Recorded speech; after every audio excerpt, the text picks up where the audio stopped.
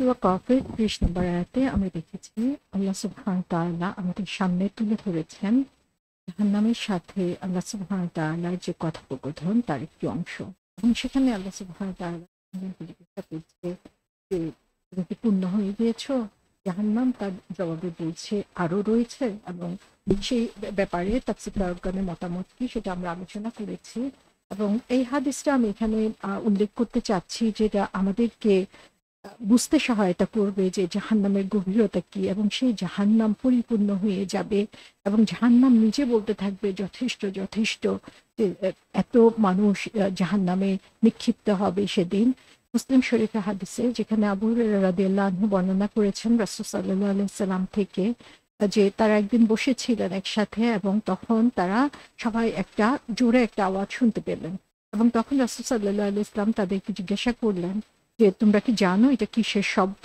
তখন আমরা বললাম যে, "আল্লাহ এবং তার রাসূলই ভালো জানেন।" তখন তিনি বললেন যে, "এটা হচ্ছে একটা পাথর যেটাকে হচ্ছে জাহান্নামে নিক্ষেপ করা হয়েছিল ৭০ বছর আগে, এবং এটা মাত্র হচ্ছে জাহান্নামের একদম বোটমে তলদেশে যেয়ে পৌঁছেছে।"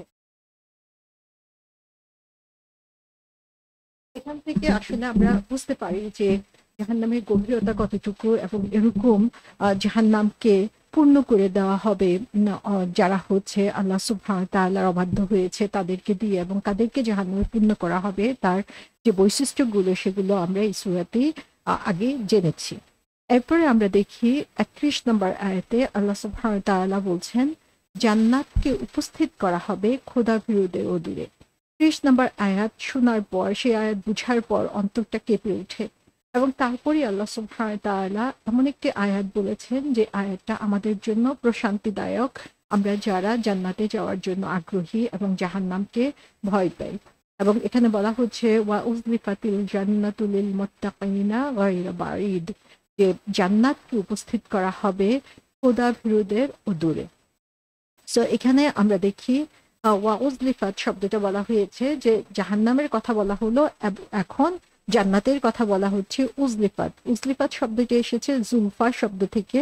জুলফা শব্দের অর্থ হচ্ছে কারণ নৈকট্য লাভের চেষ্টা করা, নৈকট্য আশা করা, সেটাকে হচ্ছে জুলফা বলা হয়ে থাকে।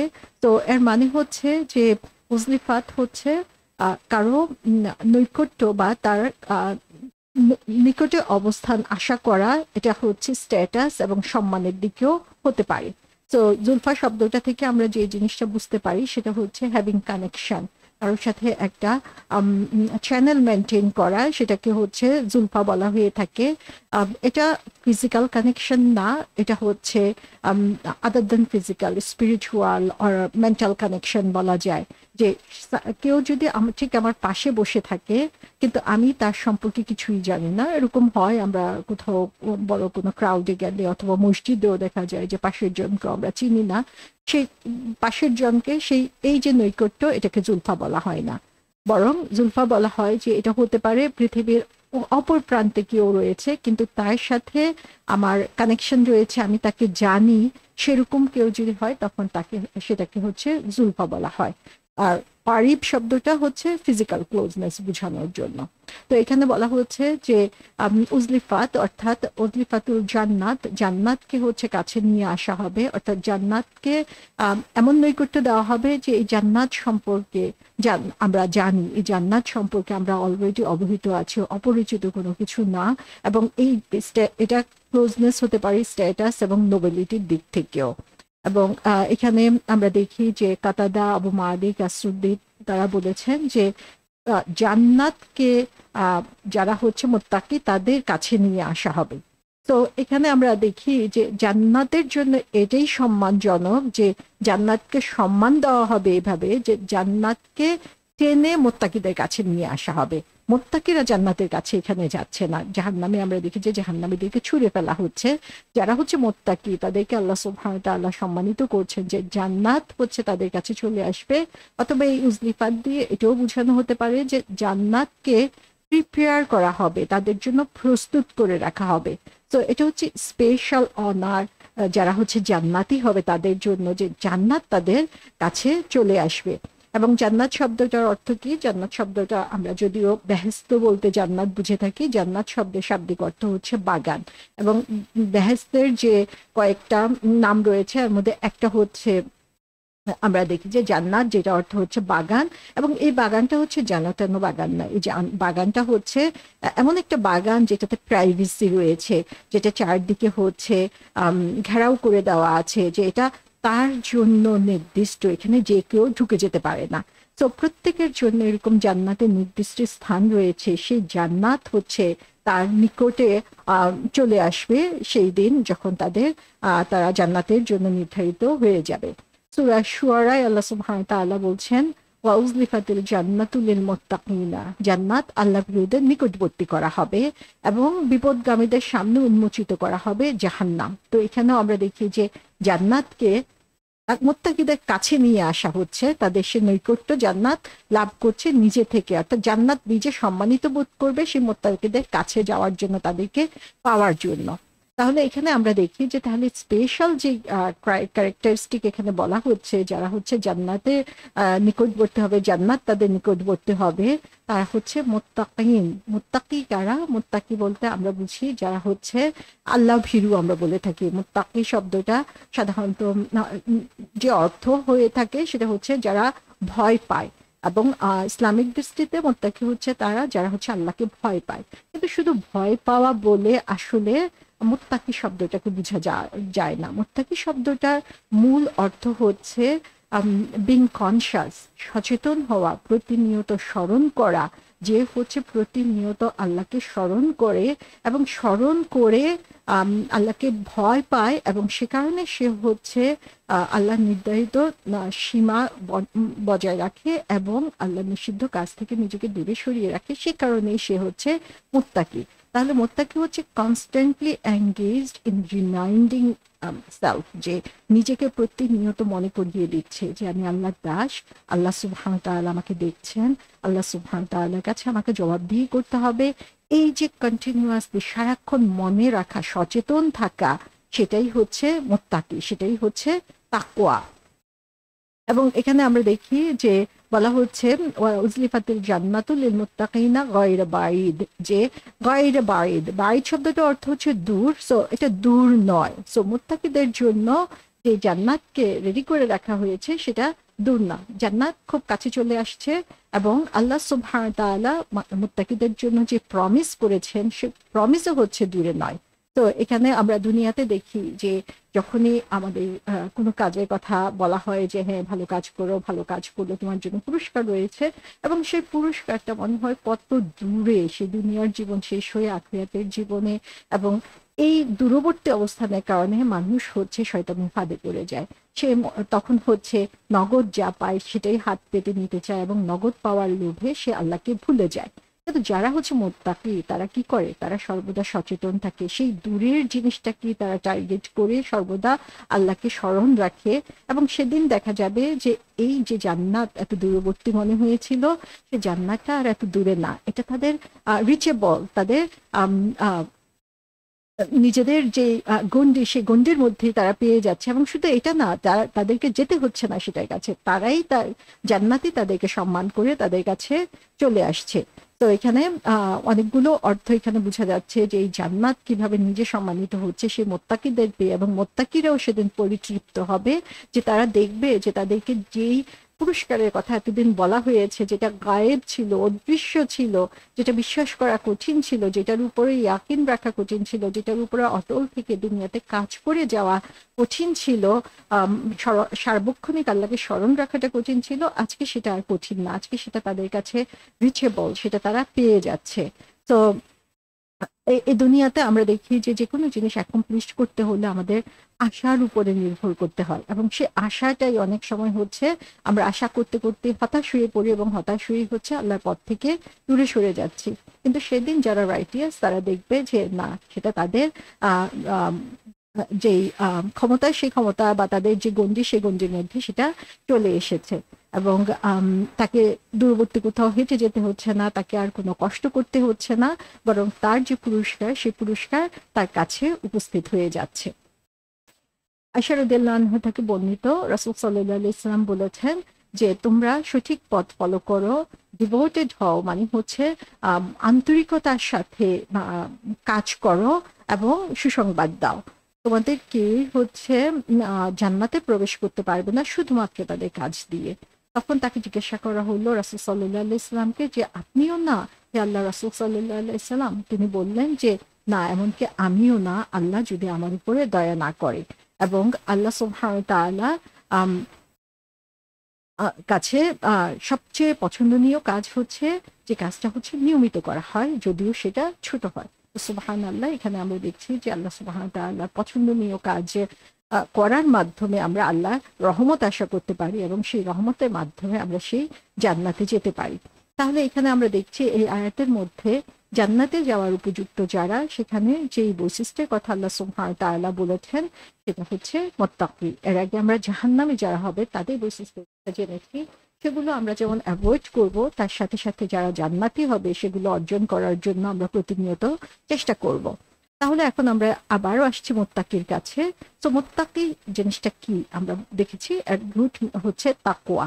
তো তাকওয়া মানে হচ্ছে যে কোনো কিছুর উপরে স্টেড ফার্স্ট থাকা, যে কোনো কিছুর উপরে অটল থাকা, এবং সেই অটল থাকার উদ্দেশ্য হচ্ছে উপায় হচ্ছে আল্লাহ সুবহানাহু ওয়া তাআলার গাইডেন্স ফলো করা এবং আল্লাহ সুবহানাহু ওয়া তাআলার সন্তুষ্টির উদ্দেশ্যে কাজ করা।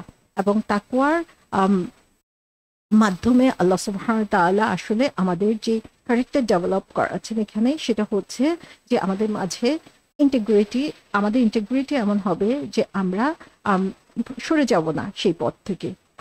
প্রতিটা মুহূর্তেই হচ্ছে আল্লাহ সুবহানাহু ওয়া তাআলার ব্যাপারে আমরা সচেতন থাকব। এবং তাকেও অর্জন করার বেস্ট ওয়ে কি, এর মধ্যে কোরআনে এসেছে যে এই রমাদান মাস, এই রমাদান মাসের যে রোজা, সেই রোজাকে আল্লাহ সুবহানাহু ওয়া তাআলা কেন দিয়েছেন, যেন আমরা তাকওয়া অর্জন করতে পারি। তো এই রোজা রাখার মাধ্যমে, রোজাতে আমরা জানি আমাদের হেলথ এবং স্পিরিচুয়াল বেনিফিট রয়েছে, কিন্তু মেইন উদ্দেশ্য কি সেটা আল্লাহ সুবহানাহু ওয়া তাআলা বলে দিয়েছেন, এবং সেটা হচ্ছে তাকওয়া অর্জন করা। সেটা কিভাবে সম্ভব? রমাদান হচ্ছে আমাদেরকে এমন একটা এনভায়রনমেন্ট দেয় যেটা হচ্ছে আমাদের ক্যারেক্টার বা আমাদের চরিত্রের কালেকটিভ ট্রেনিং এবং ডেভেলপমেন্ট করার জন্য। এবং এখানে হচ্ছে মুসলমানদেরকে যে কাজটা করতে হচ্ছে সেটা হচ্ছে এই রমাদান মাসে আল্লাহ সুবহানাহু ওয়া তাআলা যেভাবে নির্দেশ দিয়েছেন সেইভাবেই হচ্ছে তাদেরকে নির্ধারিত কিছু কাজ থেকে নিজেকে বিরত রাখতে হয়। যদিও এই কাজগুলো অন্য সময়ে হালাল, কিন্তু এই সময়ে সেগুলো হারাম হয়ে যাচ্ছে, যে আমরা খেতে পারবো না, পানি পান করতে পারবো না, রিলেশনশিপের মধ্যে যেতে পারবো না, ইন্টিমেট রিলেশনশিপে, যেটা হচ্ছে অন্য সময় হালাল, কিন্তু এই সময় নির্ধারিত সময় আমাদের এগুলো থেকে বিরত থাকতে হবে। এবং কেন আমরা এগুলো থেকে বিরত থাকছি? কারণ আল্লাহ সুবহানাহু ওয়া তাআলা নির্দেশ করছেন। আল্লাহ সুবহানাহু ওয়া তাআলা, যদিও আমরা জানি যে আমরা লুকিয়ে পানি খেতে পারি, যদিও আমরা জানি যে আমরা লুকিয়ে খাবার খেয়ে ফেলতে পারি, কিন্তু তারপর আমরা এটা করি না, কারণ আমরা হচ্ছে গড কনসিয়াস, আমরা হচ্ছে তাকওয়া অর্জন করছি। এবং তাকওয়া অর্জনের ভিত্তি হচ্ছে প্রতি মুহূর্তে স্মরণ করা আল্লাহ সুবহানাহু ওয়া তাআলা আমাদেরকে দেখছেন। এবং এই রমাদানে এক মাস কন্টিনিউয়াসলি এটা প্র্যাকটিস করার কারণই হচ্ছে যে রমাদানের পরে আমরা যাতে এটাকে কন্টিনিউ করতে পারি। এটা হচ্ছে রমাদানের এই ট্রেনিং এর কারণ।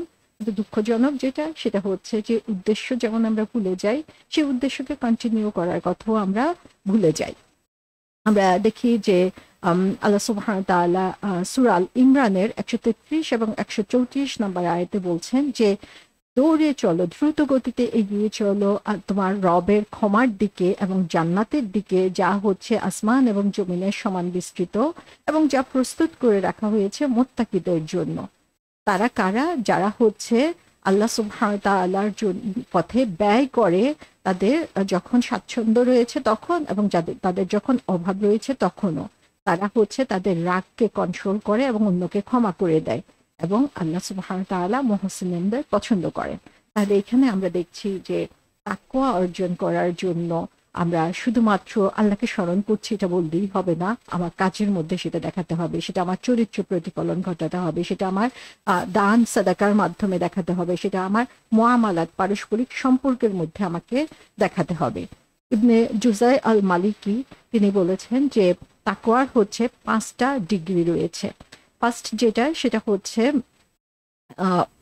সবসময় সচেতন থাকা যেন অবিশ্বাসের দিকে আমরা চলে না যাই। এটা হচ্ছে আল্লাহর কাছে নিজেকে সাবমিট করা, নিজেকে সমর্পণ করার স্টেশন।